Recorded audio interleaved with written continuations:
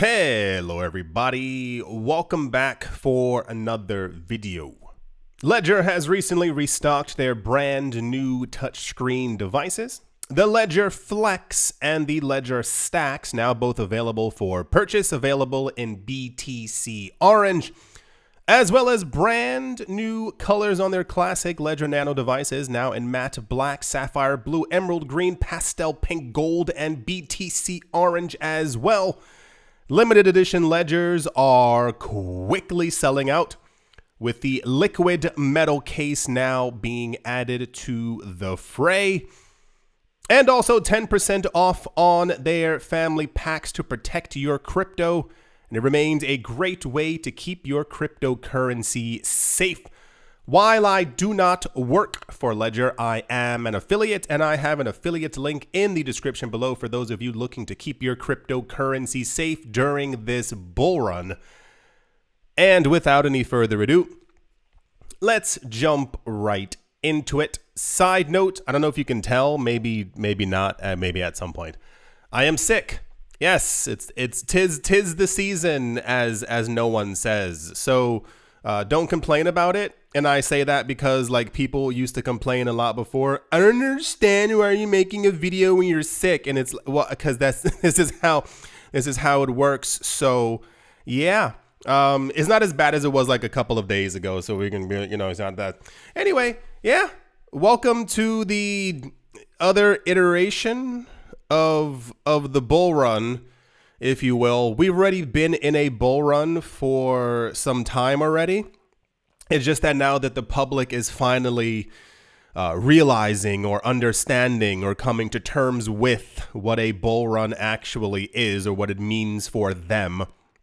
As I said on Twitter about a day or two ago, gigantic shout out, like really, give yourself a little golf clap to everyone out there who's been buying incessantly, nonstop over the course of the last 2 years. I'm sure you've been looking at your portfolio and you're like, oh my gosh, I made money. Yeah, that's what happens when you buy when prices are low, because when they go higher, then you've made a profit. And also, like I said on Twitter, shout out to everyone who just returned. Welcome back. It's been a crazy 2 years. You were away. Everyone here was buying, and now everyone has made a substantial amount of money in about a good 7 or 8 day period, because that's also how it works. So I sincerely wish you also the best of luck coming back into the market right now. Expectations are not high. They're through the roof of stratospheric. They're so high right now that we can't touch them. I don't know what I was trying to put there for words, but it's more of a yeah. So the idea now is that, especially at the time of me making this video, is that Bitcoin looks like it is going to continue to keep hitting brand new all-time highs for the foreseeable future, even maybe over the course of the next 12 months. We are currently in what is typically known as or spoken about as price discovery mode. That is where it sounds like, yeah, it is. Prices keep going up as we discover like kind of the actual ceiling, if you will, for Bitcoin. People assume that the ceiling is kind of not there or so high in the sky that we can't actually see it anymore. And this is because of a number of factors. And the really big one that people keep ignoring the most, I think, a lot of people have put a lot of weight behind the idea of the Trump presidency. But I will tell you right now, you're missing a gigantic piece of information from the last like 1, 2. Yeah, it's been like exactly 2 years. Whales have been buying up all the Bitcoin. What we're experiencing is the result of the supply shock. Surprise! Yeah, so what most people have completely forgotten is that while crypto regulations will probably be far more favorable than they have probably ever been within the US of A, the reason why the price keeps spiking so suddenly, it's because basically any buy order is going to have a dramatic effect on the price. If you have people buying up hundreds of millions of dollars, it's going to cause prices to go up. If you see billions of dollars daily, this will affect Bitcoin's price, and it's not even in unforeseen ways because we've been seeing it in the last 7, 8, 9. You understand what's actually happening. So where we are right now is where I said we would be a while ago. I know sometimes, or rather quite often, when I say things on this channel or the other channel, what have you, people sometimes, don't forget to subscribe to Money Rules. Side note. People sometimes they hear it and they go, well, that doesn't make any sense. Bitcoin's at $38,000. Who's buying up all these coins? Nothing's really happening. Bitcoin went down by 6%. You call it, what kind of supply shock is there? And then we even have news. I think this is like the 12th time I'm saying it this year for those of you who missed it. Whatchamacallit. We got news that wallets holding, I think, over 1,000 Bitcoin are holding 91% of all the Bitcoin. And that dramatically increased since 2020. We have seen and are experiencing the actual wealth transfer. We won't get into it too much in this video, but I know at some point it's going to like float out of me because we also have to have that discussion. Asset accumulation across the board for rich people is off the charts. We are witnessing the transfer of wealth from the lowest rank level of the economy, from retail, from people. If you get an extra $1,500, they run to Louis Vuitton and they spend all their money. The money is being transferred in excess from them to people who actually have assets. That's the, what's the word? Amazingness, I don't know, of the idea of years ago when I was like, hey, anyone notice Ethereum's only at $80? Anyone see that Cardano? It's only 1 cent. No one's going to buy it. All right, I'll just shut up then. Hey, Bitcoin's at 16,000. No one wants to dollar cost average? I guess not. Okay, well, this is the result of all of that and us getting constant news. Even on many days, we had information of hundreds of millions of dollars flowing like into wallets, not even into the ETFs. And I listen, I know that there are some of you, I see your comments and have been seeing them for a while. And one, I do thank you not only for your support, but two, for listening to me after all these years of me rambling that there's not a lot of Bitcoin left and that Bitcoin's in the hands of rich people and that you need to be buying so that you can make sure that you're part of the, I have a pinky in the air so that you're part of the elite, dare I say. But now everyone else is like, oh my gosh, like, did you see what Bitcoin's price? Then we need to, now we need to buy some. And it's like, yeah, okay. Well, I mean, to be fair, you're also still excessively early to the game as far as price. But understand that this, as far as we know, as far as the news has been telling us, me, you, we, this rally has legs. The rally has officially kicked off. The expectations for November are through the roof as to where Bitcoin is going to go. And we have not even gotten to 2025 yet.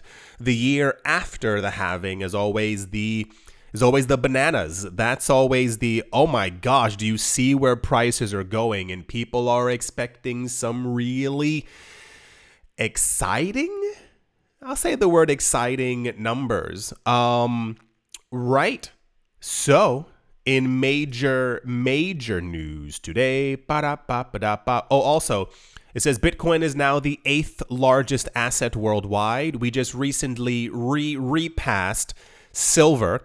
I think it was last year, maybe the year, I don't remember.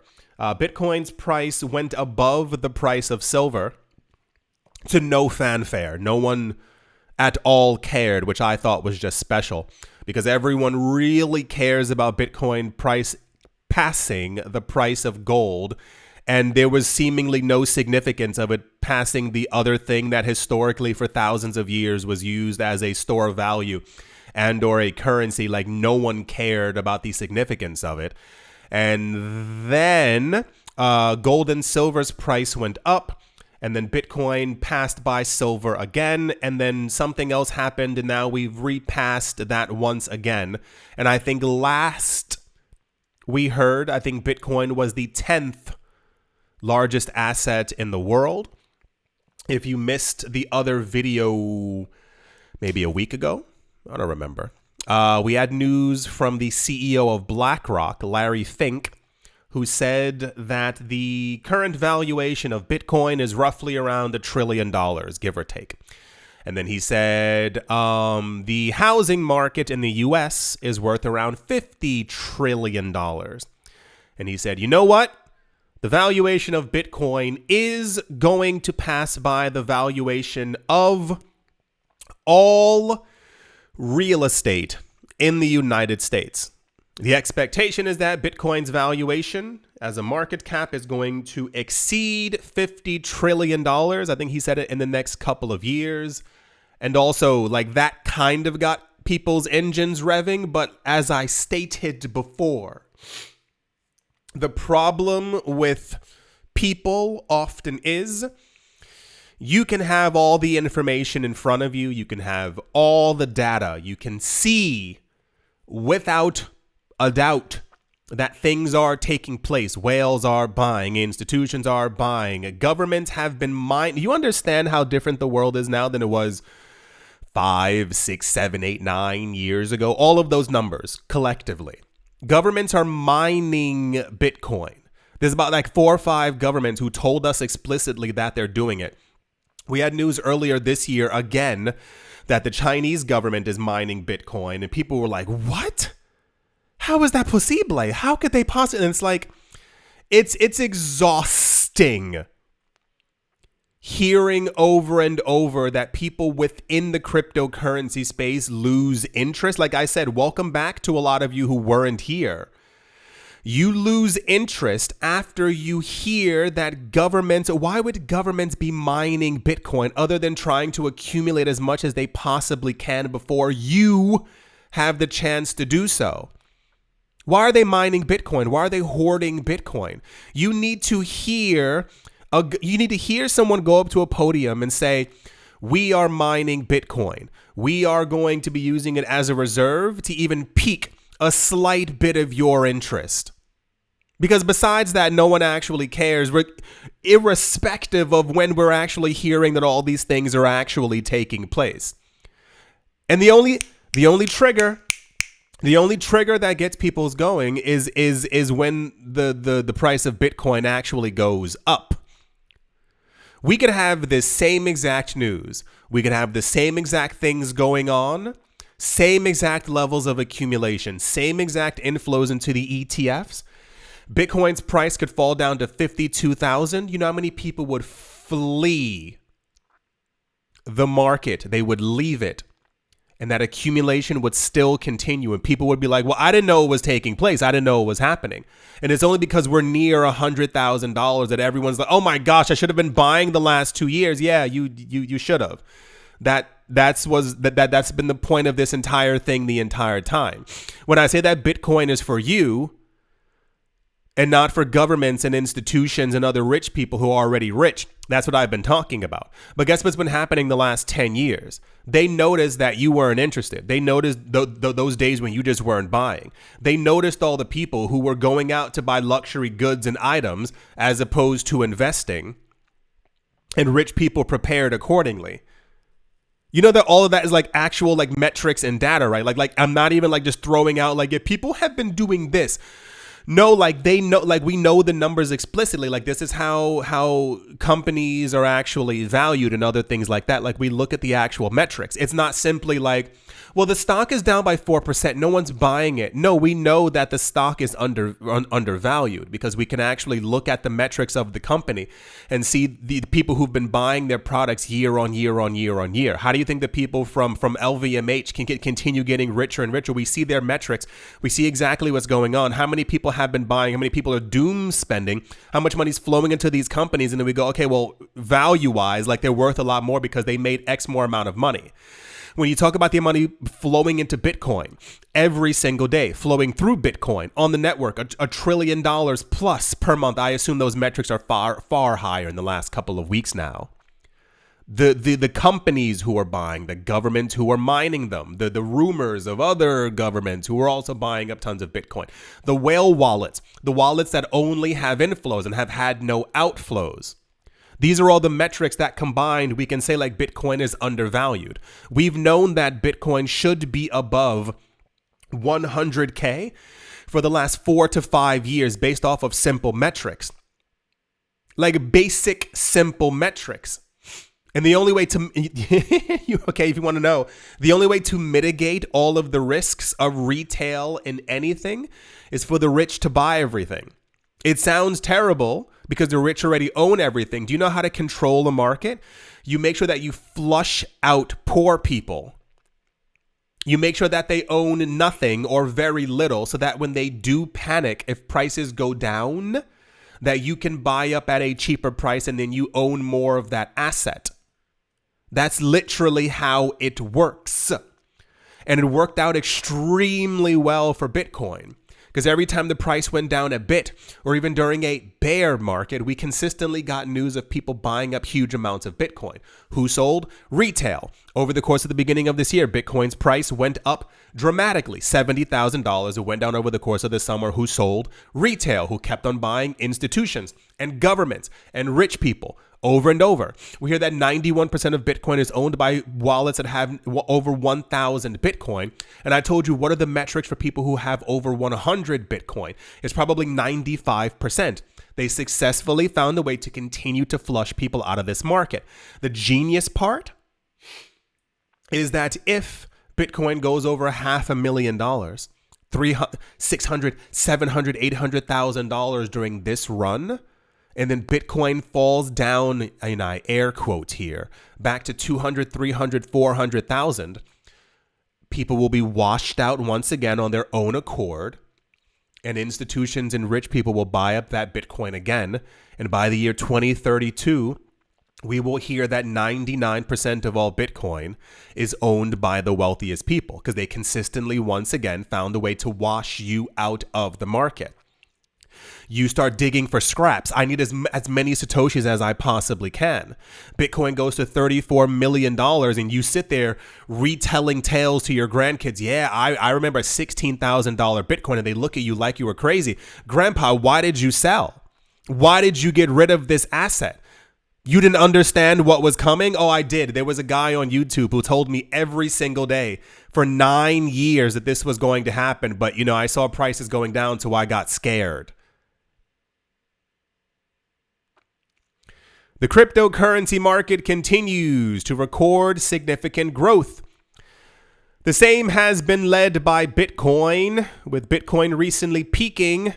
It says at the time of me making this video, it says 89,000. I saw a couple of places say 90-something thousand dollars. Everyone has a different metric depending on where you look at your cryptocurrency prices.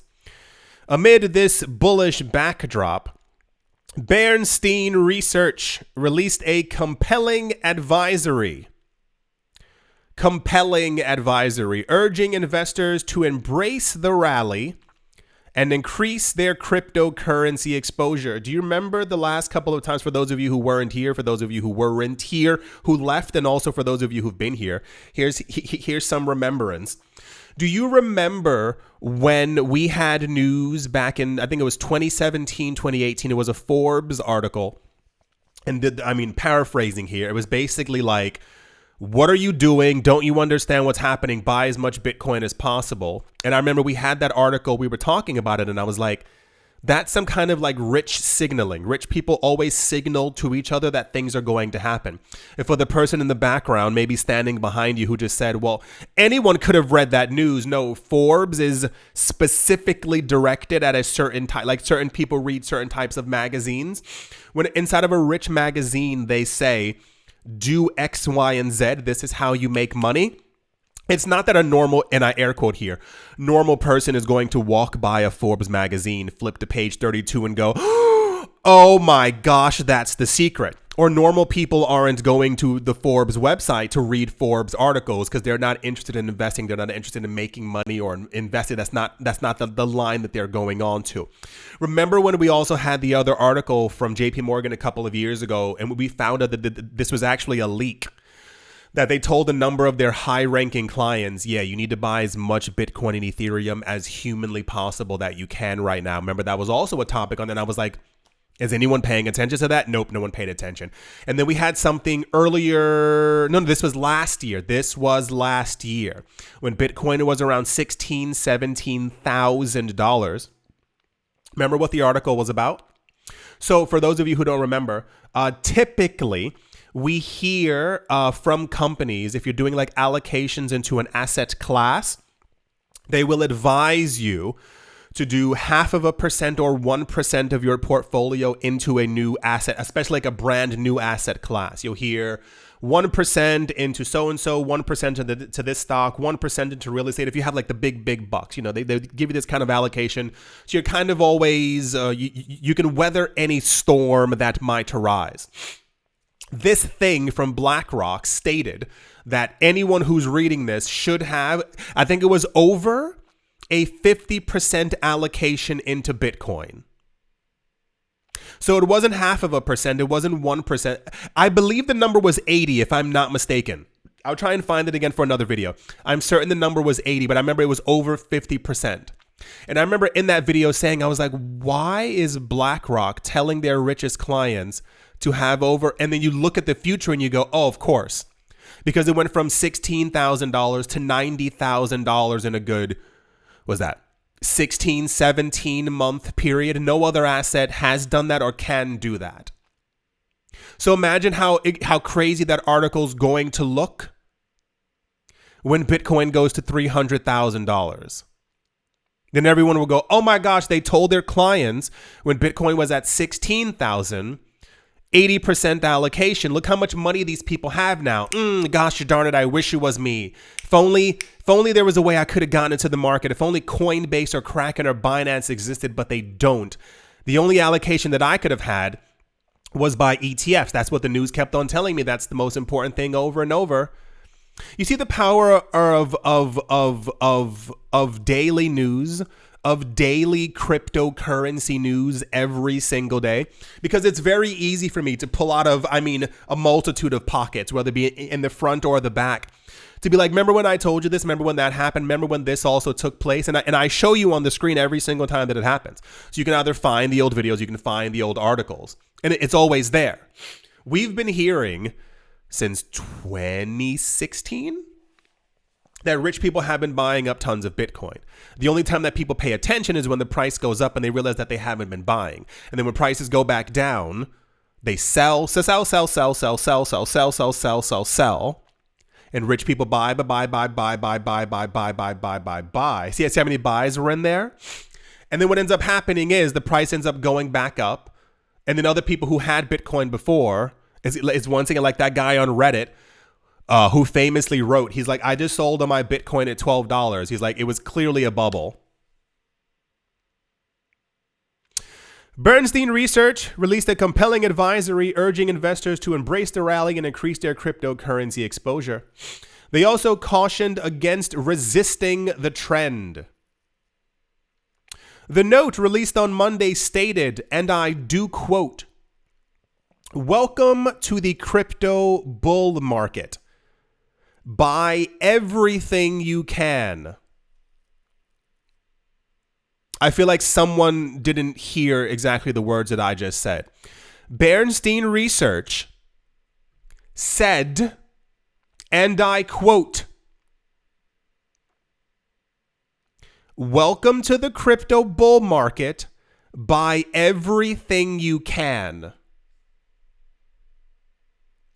So what's going to end up happening is, my friends, is we are back in the loop. Welcome back to it. We've been in the bull run for a good couple of months now. We've known this since the actual ETFs launched and we saw the prices moving up. You are going to understand the words in plain English, what supply crunch actually means. While I cannot and will not ever tell you what to do with your money, I will advise you for the 16th time this year to have a very strong conversation with your portfolio. Do you remember when I mentioned around April or May for one of the first times, and I said, if you have things in your house that you don't need, that are just kind of sitting there that you don't use, have no use for, extra televisions, your last 5 iPhones that you don't use or don't need anymore, that could get you several hundred, if not more, per phone. The things that you just don't, remember when I told you earlier this year to get rid of those, to have like extra money on the side as a just in case, as an emergency fund, or if you decided to, invest that money in any sort of way. This is what I was alluding to. So I do not know when, but analysts are claiming that sometime in November, we are going to probably see a $100,000 Bitcoin. This is what they've actually been saying for a while. We've just kind of been propelled further. If that happens, by December, we will have a $150,000 plus Bitcoin. This means essentially in 2025, the crazy Kathy Wood, what's the guy's name? Novograts, the two guys from Blockstream, their crazy price predictions of a $500,000 to a $700,000 Bitcoin are probably going to come true. We are in the beginning of the final stretch, if that makes any sense. You are here to make money, and I hope you make an abundant amount of it. But now it is really time to pay attention. A lot of people were lollygagging and skipping around and frolicking towards the beginning of this year. It's time for you to pay attention because this is where the big bucks are actually made.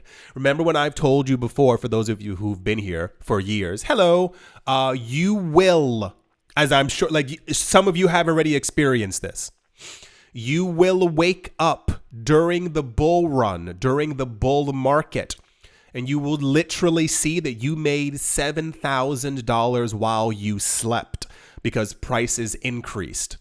This is going to get crazier in 2025. You will wake up some mornings and see that you made $23,000 and you won't know what to do with yourself. This isn't a joke. This is how the market always is. But people need to see it for themselves, and that's when the bells begin to ring and they go, oh my gosh, he was talking about this before. Yes, I woke up a couple of times in 2017. I did not have a lot of money in the market. I was just starting out. And I remember one morning, I think my portfolio went up by $14,000. And I was like, what are you talking about? Like for some people, depending on where you live, it's like, especially in the States, there are a lot of people, don't get confused, that's like half a year's salary. Yeah, it gets nuts. So I don't know how many of you understood the words. They literally said the words, buy everything you can. And I sincerely hope that a lot of you reevaluate your portfolios in any way that you need to, but also realize that like it's go time. It's not a game. It also has never been a game, because if you had also been here and heard me screaming once again when XRP was half a cent, when Cardano was 1 cent, when Ethereum was $8, when Bitcoin was 1,000, all those years ago, and I'll even give you back until 2020 when prices dropped dramatically, and I was like, Anybody looking at prices? Anybody? Yeah. Well, I do hope that you got something from the video. Welcome to the bull market, everyone. We've been in it for a while, but now this is like the extra. I hope you've all enjoyed. I hope you all got something from the video. Hope you are preparing accordingly. I hope by this time next year, you are listening to my videos on a boat. Not even a yacht that you own, just you're on a cruise somewhere. You are on a plane somewhere. You are sitting on an island, sipping something colorful as you listen to the ocean waves. I hope you all enjoyed. Hope you all are having a great day, morning, afternoon, evening, wherever you are, wherever you might be. I do hope it's absolutely fantastic. Thank you all once again for watching, listening, liking, commenting, and supporting, and I will most certainly be talking to you all soon. See you.